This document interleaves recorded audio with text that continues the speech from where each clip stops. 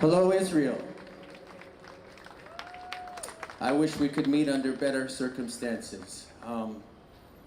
As Aviva said, this is my first time ever to Israel to be with you. I'm honored to be here. The last couple days, I have gone to Sheba and sang and jammed and played guitar with many of your injured soldiers. Most of them are much better guitar players than me. I have also met with many of the hostage families, and I've met with many of the volunteers that have put together this hostage forum. Incredible people, amazing people, heroes. I've also met with United Hitzala the other day. It's been a very powerful experience, the most powerful experience of my life. The song I'm going to sing for you now is called Okay, but the chorus is, we are not okay, and we are not okay.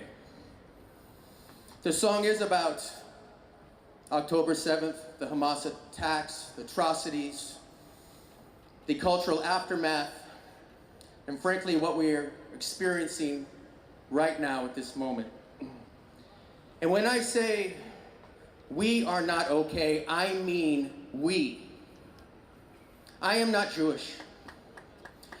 One does not have to be Jewish to condemn the evil that is Hamas.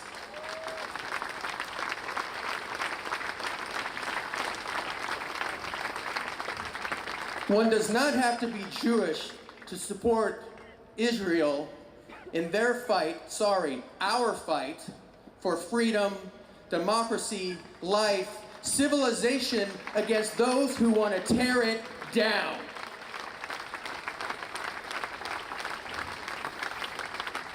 I know you feel abandoned by many. That's because you have been. But you are not alone. You are not alone in this. You have millions, tens of millions, billions of people standing with you, and I see it every night in America. That was brilliantly said. And that is Five for Fighting frontman John Ondrasik, taking the stage at Hostage Square Saturday night, April 13, 2024. An LA-based musician, for those of you who don't know, John Ondrasik is an important part of the story of Alon Ohel, a 24-year-old Hamas hostage who we profiled in yesterday's podcast. If you haven't seen it, I suggest you make time to watch and listen. It's on our website, stateoftelaviv.com, or our YouTube channel. Best known for his super hit, Superman, which came out in commemoration of 9/11 shortly after that tragedy, Ondrasik never stops. He stepped up for the people of Afghanistan, Ukraine, and from the first moments after the horror of October 7th became known, he was in. He was all in. He was in for the fight for all the hostages and their families to be heard and seen. Five for Fighting, he calls himself, a name evoking a major penalty in hockey when a player is sent to warm the bench for 5 minutes, which is an eternity in a 20-minute period.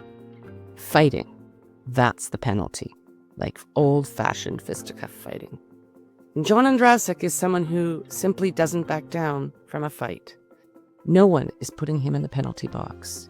He has withstood criticism, ostracization, everything you can imagine, because he stepped outside the box for his industry, which has, disappointingly, been very quiet about what transpired on October 7th. But not John. He won't cower, and he won't stop. John Ondrasik is a rare beacon of moral clarity. Just over a year ago, I met John when he visited Israel for the first time with his son. They came to meet with hostage families, tour a bit, and perform at the big weekly Saturday night rally in Tel Aviv. John did a 3-song set, as I mentioned, one being the tune that he wrote to commemorate October 7. It's called We Are Not Okay, and I used to listen to that song compulsively. The studio version of the song opened with a few lines from a very powerful speech delivered shortly after October 7 by then New York City Mayor Eric Adams. It's bone-chilling. Listen to the next minute or so. We are not all right. We are not all right when we see young girls pulled from their home and dragged through the streets. We are not all right when we see grandmothers being pulled away from their homes and children shot in front of their families. We are not all right when right here in the city of New York you have those who celebrate at the same time when the devastation is taking place in our city. We are not all right when Hamas believes that they are fighting on behalf of something in their destructive, despicable action that carried out. We are not all right when we still have hostages who have not come home to their family. We are not all right. And we're not going to say we have a stiff upper lip and act like everything is fine. Everything is not fine. Israel has a right to defend himself, and that's the right that we know. Your fight is our fight. Your fight is our fight. The night that Ondrasik performed at Hostage Square, Saturday, April 13, 2024, was also the night that the Islamic Republic of Iran targeted Israel with close to 400 ballistic missiles and attack drones, 99% of which were miraculously intercepted before entering Israeli airspace. This event, if you can call it that, added yet another layer of trauma to this shocked nation. It was the first time ever that the Islamic Republic of Iran had attacked Israel directly from its own territory. Previously, it had always sort of gotten its neighborhood proxies to do the dirty work. Hezbollah, Hamas, and of course, most recently, the Houthis, who've really stepped up gamely. Here is John performing the song, We Are Not Okay, that night in Tel Aviv. It was beyond surreal.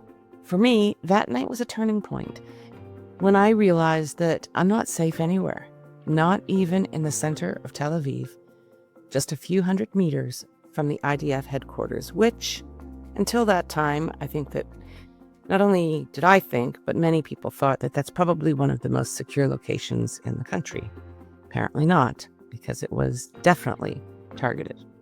Me and my daughter were at home that night, watching the intercepts of the ballistic missiles in the skies of the Middle East, live on TV, into the early morning hours. And we were being told that some missiles might reach target, as in Israel, within a few hours. Some might take a little longer. Apparently there were different kinds of drones and missiles that were deployed, and the impacts were intended to be staggered. It was like watching a video game. I mean, I don't play video games like that, or any video games actually, but it was just surreal, and we really had no idea if we would wake up and what we might wake up to. There was talk, there's always talk, but there was talk of chemical weapons being deployed, possibly tactical nuclear weapons, and then there's just good old conventional, missiles slamming into civilian areas and that kind of destruction. So at a certain point, I just couldn't handle it anymore. I took 2 pills at around 1:30 in the morning on Sunday, April 14, and I slept very well. When I woke up at 10, my first thought was, wow, I'm alive. And then I looked at the window and everything seemed to be normal. Here's a short clip of the missile intercepts, or some of them, from that night. It was a remarkable alliance of Air Force power: Israel, America, the UAE, Saudi Arabia, and the United Kingdom. And there were American and Israeli defense systems that were also deployed to intercept the arms that had been sent our way.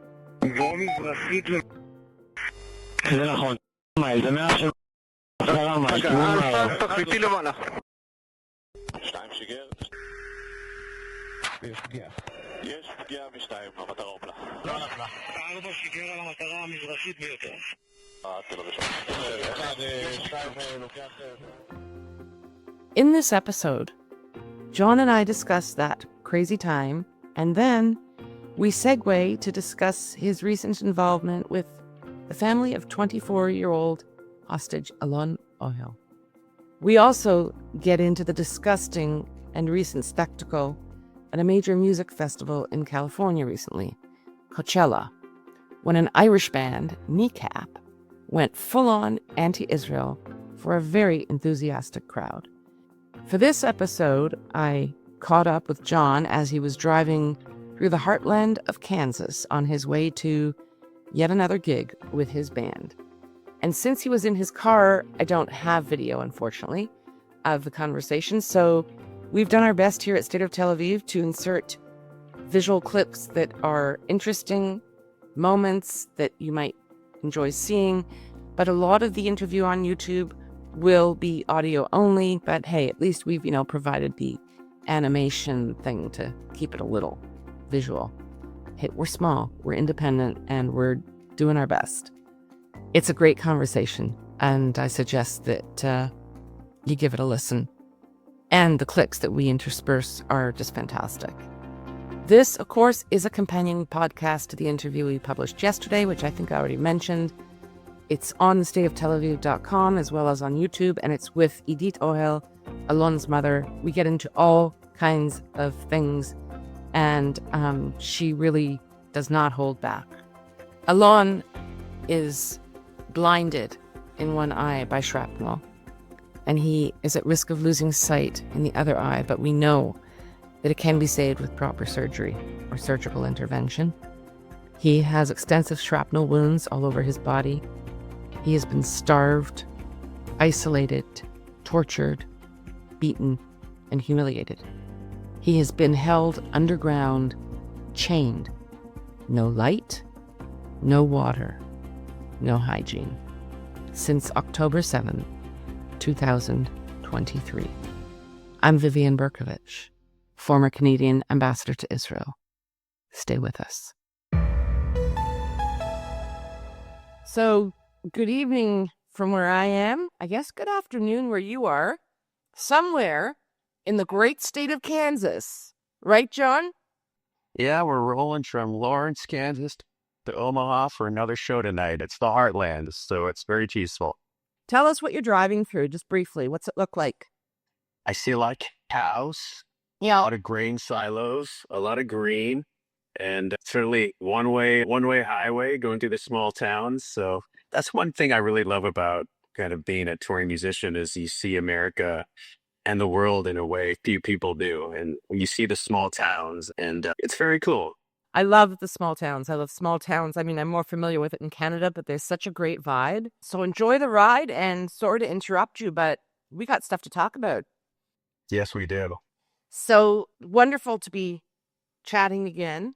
Almost exactly a year after we first met in Israel, John, the night that, of course, Iran attacked Israel, April 13th, 2024. Yeah, that night I performed at Hostage Square, and it was fascinating because you might remember, I'd never, I've done thousands of shows, but I'd never heard an announcement before a show that said, in event of missile attack, everybody please find shelter. And what fascinated me, and still to this day kind of educated me on the spine of the Israeli people, not one person left. Right. I was ready to run to my hotel and hide. And then we played a few songs in the Hostage Square. And then as I walked off stage, the leader of the Hostage Square, Rebecca, said, by the way, you need to be in your safe room by 11 o'clock tonight. And I'm like, well, it was about 8:30. And I kind of said, well, why not now? Why 11 o'clock? And I said to my entourage and folks, I'm like, guys, you heard, right? We got to go to the safe room.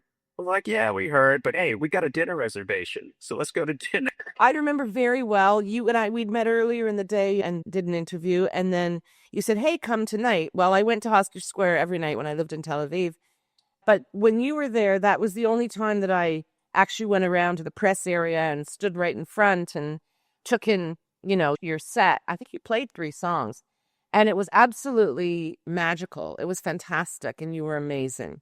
And it's interesting how you remember yourself, too, because I remember you being full of bravado. I was kind of freaked out, and you were like, yeah, whatever, So you were doing a good job of projecting whatever you were trying to project. And then afterwards, I went back to say hi to you backstage. And then I went back into the front to, be there for the rest of the evening. And it was somewhere around 9:15, 10 to 9 that night. We all got the same message from the home front command on our phones. And it said, get home immediately. There is an imminent attack from Iran. Now, I've never seen a message like that really like chilled me to the bone. And I remember there was a young woman whose father had driven to Kibbutz Be'eri, which is one of the hardest hit kibbutzim, to go cycling with his cycling group that morning. And his friends managed to leave just because they hadn't taken their bike out as quickly. And he took a little longer getting his gear back in and was murdered that day. But even at that time when you were playing, they still did not know his fate and presumed he was held hostage. And so she was up there on stage speaking about her father.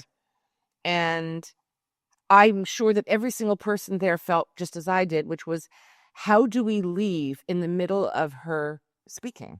Just, wow. Yeah, I was just like frozen, like, what do we do? But we did. The crowd just fell apart. And she was still up there. And it was heartbreaking. But then I went home, and we all know how that ended. So you and I are reconnecting now, and I'm so glad to speak to you because of the incredible work you've been doing recently with Idit Ohel, the mother of Alon Ohel, who is now 24 years old and has been held in the most brutal captivity by Hamas in the tunnels since October 7th. Why don't you tell us, John, how this all happened from your end? Well, a few weeks ago, I was reached out to by some of Idit's supporters, and they mentioned that she was looking to do some kind of musical collaboration and to kind of refocus the spotlight on her son and all the hostages. They were aware of my performance at Plaza Square and my song, Okay, We're Not Okay, and the song I'd written for the hostages. And I certainly said, of course, whatever you want to do. And we, initially they were thinking, well, maybe we write a new song. But after I kind of spoke to them a little bit, it became clear that my song Superman should be the song. Obviously, Alon is a piano player. The piano in Hostage Square, that I played and that everybody played is his piano. They sent me a picture of him, as a toddler in his Superman jammies, which I think broke all our hearts. And I think that made it, pretty obvious we should do Superman. But also for me, what was important was the context too. Superman was the song that recognized the heroes of 9/11, and it had a big connotation in the United States with 9/11. And so I thought the symbolism of doing another version of Superman for Alone and the Hostages would have a certain resonance in America that no other song would. So we quickly run into the studio. Alon and Ronen, her son, sat at the piano, as you see in the video, with friends and family. And we went to the studio and recorded a new version, changed a few lyrics that I thought were appropriate to really focus on the courage and fortitude of the hostage families, which has been truly superhuman. And we put it out, and I'm very happy for Dee and everybody that it is resonating in a way we hoped. And as you said, it's an outrage that there are still hostages, and music has a way of breaking through the noise like nothing else. And the song in this version seems to be doing that. John, what were the lyrics that you modified for this version? Well, I was actually in the vocal booth singing, and the second verse of Superman is, wish that I could cry, fall upon my knees, find a way to lie about a home I'll never see. And I looked at my buddy David Azulai, who was producing the track, and we can't sing that line. Yeah. Obviously, many hostages have come home, and we feel very confident that the rest will come home. And also the open, as I said, the fortitude of the hostage families. Look, I was working with Rachel Goldberg when Verster was killed. I've met many of the hostage families. Again, I can't, I find it unimaginable what they're going through and what they wake up to every day, but they keep fighting. Rachel's still fighting. She's amazing. So, Yeah. so I changed the lyric to find a way to fly to a home I will soon see, because that's what we believe is going to happen. And we look forward to the day that I'm sitting with Alon and his brother at that piano playing Superman with all the hostages, because that is what we're all fighting for. Beautiful. It's a beautiful song, but what a beautiful story. And yes, amen to that. We are all looking forward to and fighting as hard as we can to make that happen. I spoke with Idit about a week ago. The collaboration between you two became more than a professional collaboration, obviously. It's an extraordinary situation. You've said that you've worked with other hostage families, including Rachel Goldberg. I mean, are you able to this is a really kind of cliche question, but I personally find it really difficult to find the words to explain adequately the depth of the agony, the strength of the hope, and I think the torment that we all feel and work through. And they're not even our kids, right? So you're working so intimately with this mother. What was it like? Obviously different from anything you've ever done, but how would you describe it? Yeah, there are no words, and that's why we all struggle finding words. I mean, what do you say? It's the unimaginable. When I was in Israel a year ago, I met with some of the hostage families that my son was with me. He was 24 years old, 23 at the time.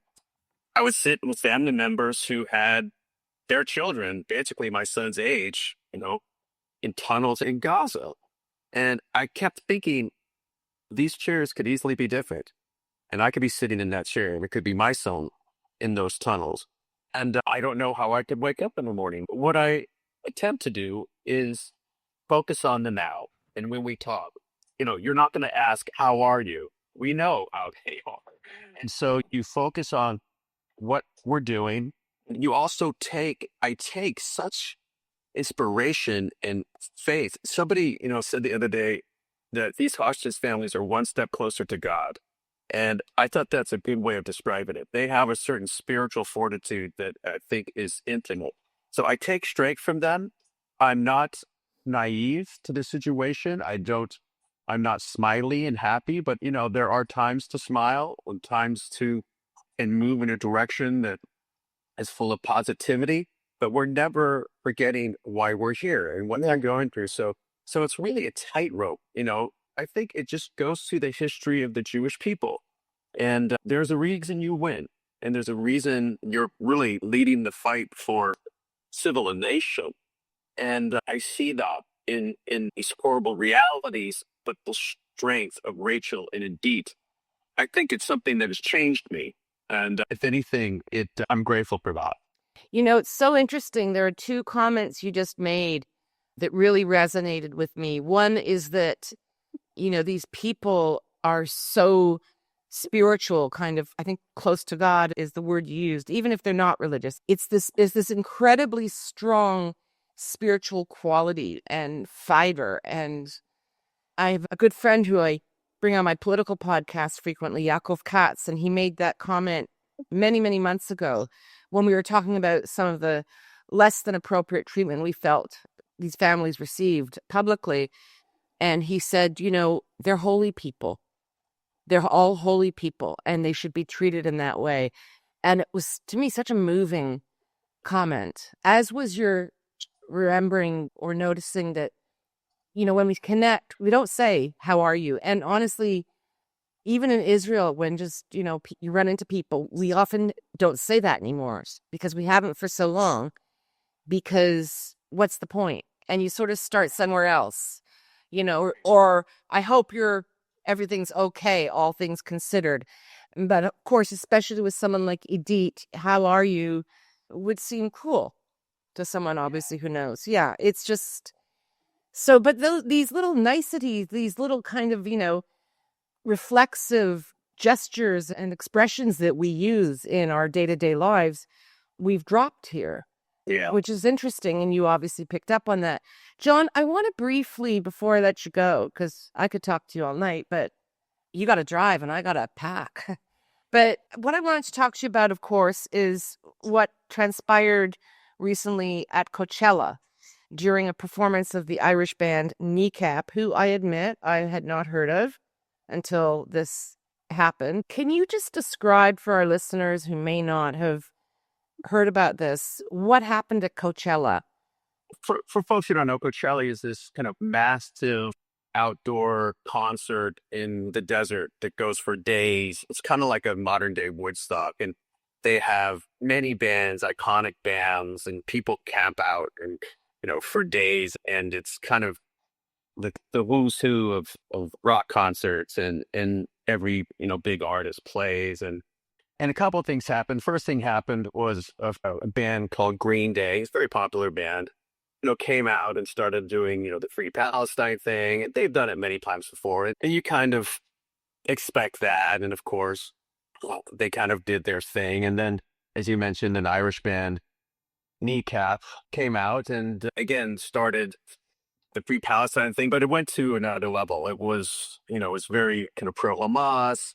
They had huge video screens saying F Israel with the word spelled out.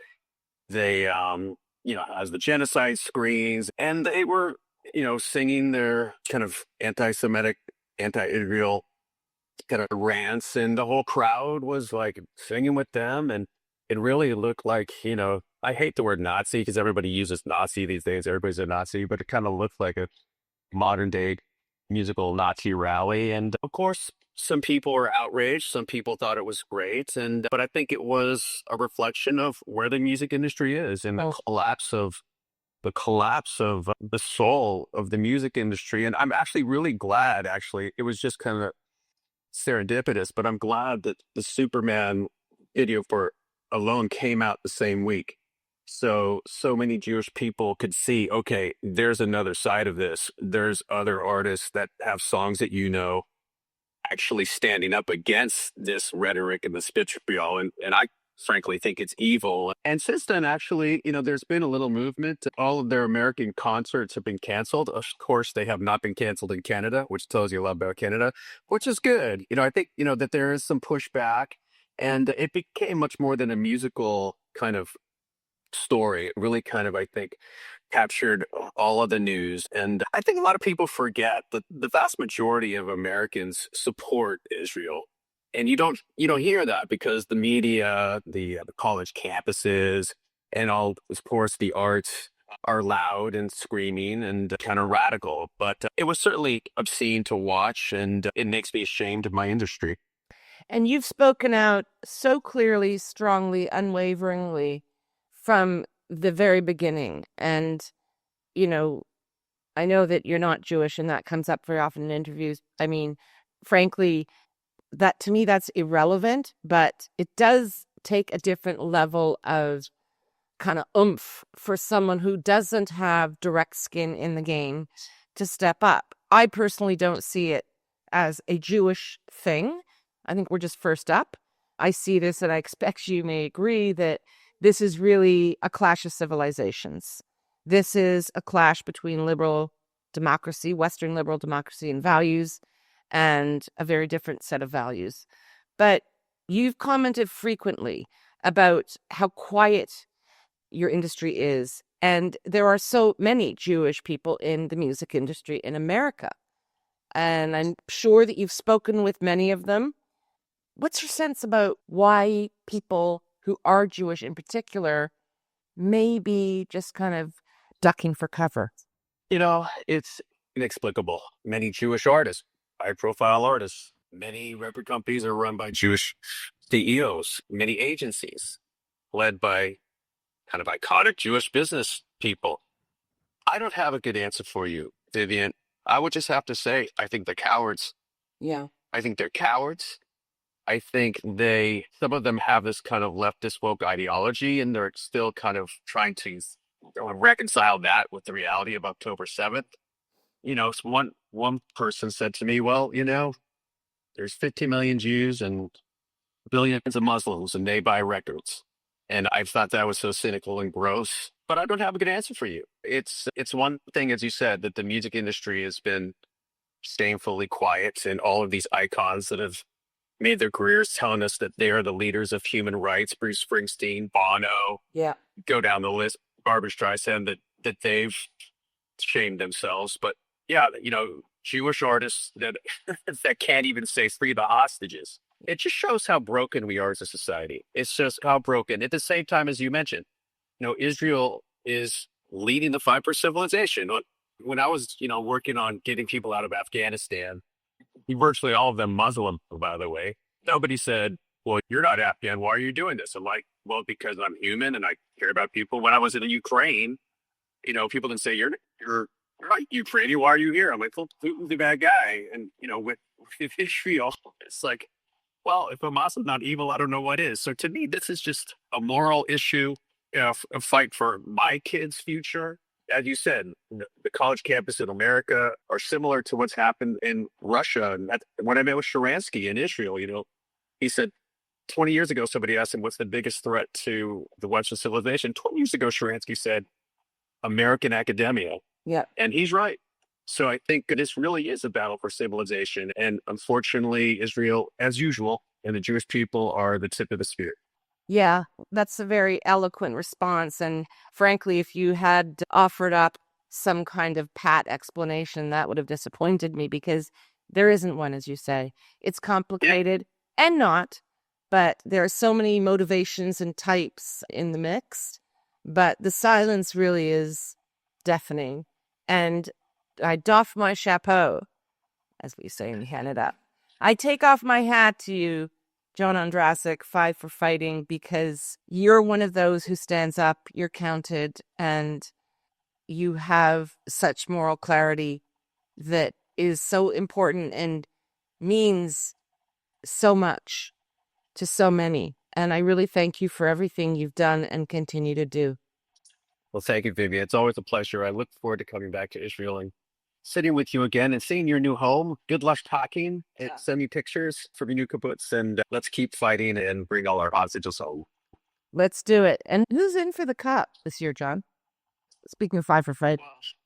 Well, my Kings are in battle with the Edmonton Oilers right now. We'll see what happens, but nothing better than the hockey playoffs, and maybe Canada will finally get the cup. It's been, last time they got the cup, it was 93 when they beat my Kings, Montreal, and now there are 5 teams vying for it. So if my Kings can't win it, I hope a Canadian team can.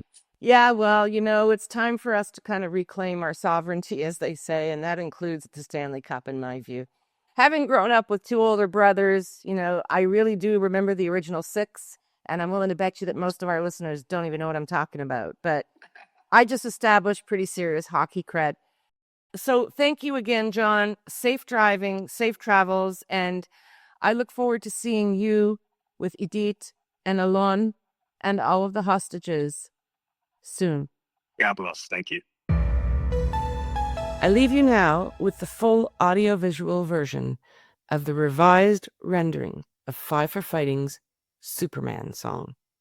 And this is for Alon Ohel, created and performed by John Ondrasik in his studio in Los Angeles in collaboration with Alon Ohel's brother, Ronen, and his mother, Idit.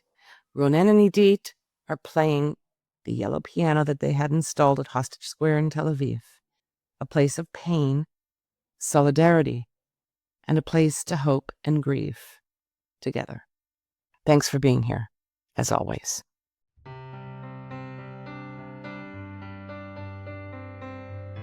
This is for Alon, all the hostages and their families. May they be home soon.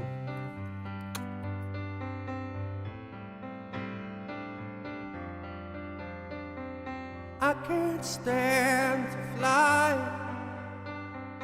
I'm not that naive. I'm just out to find the better part of me. I'm more than a bird, I'm more than a plane, more than some pretty face beside a train. And and it's not easy to be me. Wish that I could cry, fall upon my knees, find a way to fly to a home I will soon see. It may sound absurd, don't be naive. Even heroes have the right to bleed. I may be disturbed, won't you concede?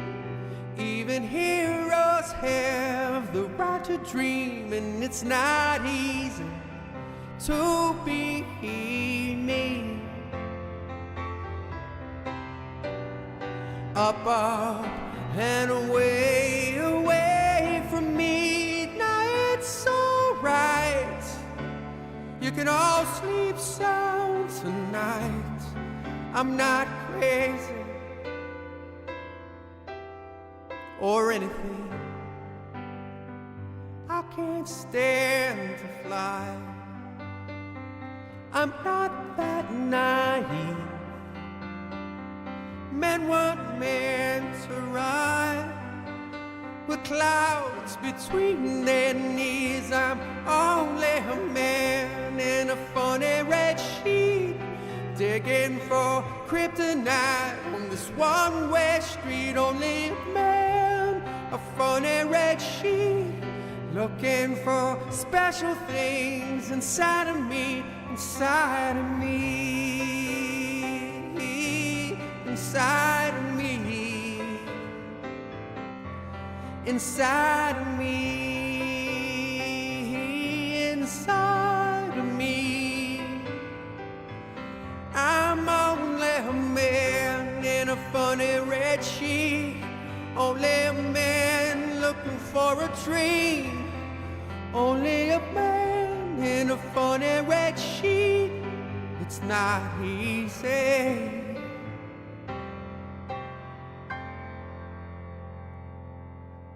It's not easy to be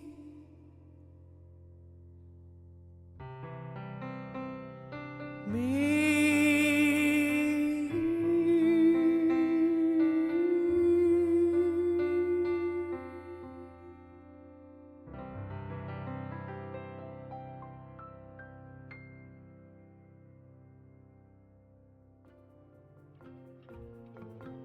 I will make the request of all those who are here every time we publish a new episode. If you haven't already, please consider supporting our efforts in this really critical time with a paid subscription. Nothing good in life is free, not even podcasts. If you listen to the end, then you value our work, and we value your time. A cup of coffee once a month is all it takes, and it makes a big difference to what we can do. Follow us on Twitter at StateOfTLV, on Instagram at State of Tel Aviv, and that's it for today. Talk to you soon. Thanks for tuning in. We love hearing from you, so please comment on our website, stateoftelaviv.com, or send us a note to hello@stateoftelaviv.com. On behalf of the State of Tel Aviv core team, Jan Zabo, our creative, graphic, visual, and marketing man, Amir White, producer and editor extraordinaire, sound guy, who is also impressively patient with me and my boomer tech deficiencies, and our social media manager, who pitches in on everything, Maya Naftalin. Thanks to the team. Thanks to you for being here. We'll be back soon.